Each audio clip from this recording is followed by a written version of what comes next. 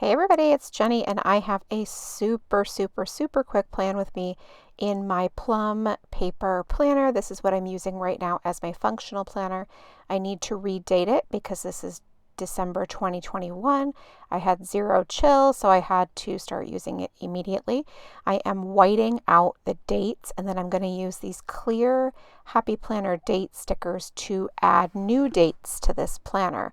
This is a lined planner. It's the same size as a classic Happy Planner. I am really liking it so far. The paper is super smooth and it's just really fun to use so far. So I am hopeful that I won't switch out of this one for a while, but heck, who am I kidding? I love it. This is a kit from Let's Plan It. It's super cute. I love the color palette.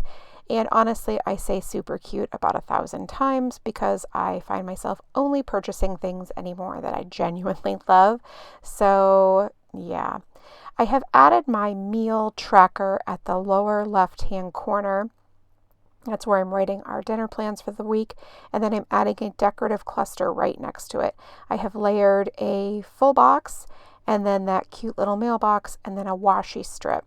Now I'm going up to Thursday at the top and then doing a similar thing, a little corner piece, a full box, and then another full box.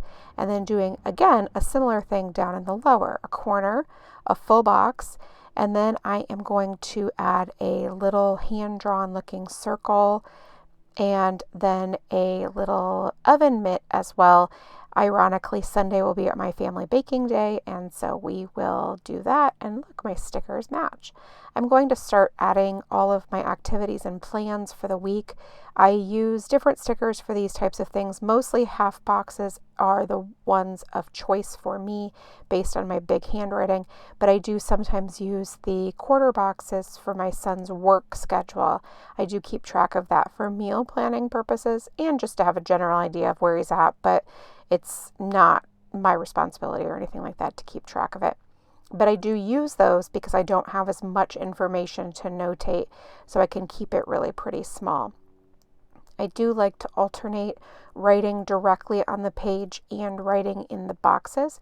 So I do leave room in between boxes. Like you won't see me stack the boxes right next to each other because I know that I want to leave room for writing directly on the page, either above or below that box that I might have just put down.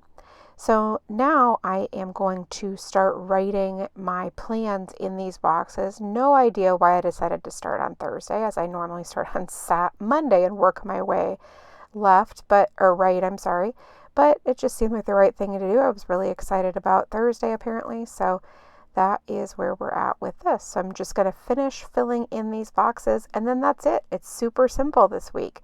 Thanks so much for stopping by and watching. If you have any questions, please leave them in the comment box below and I will do my very best to get back to you. Thanks so much and make it a great day.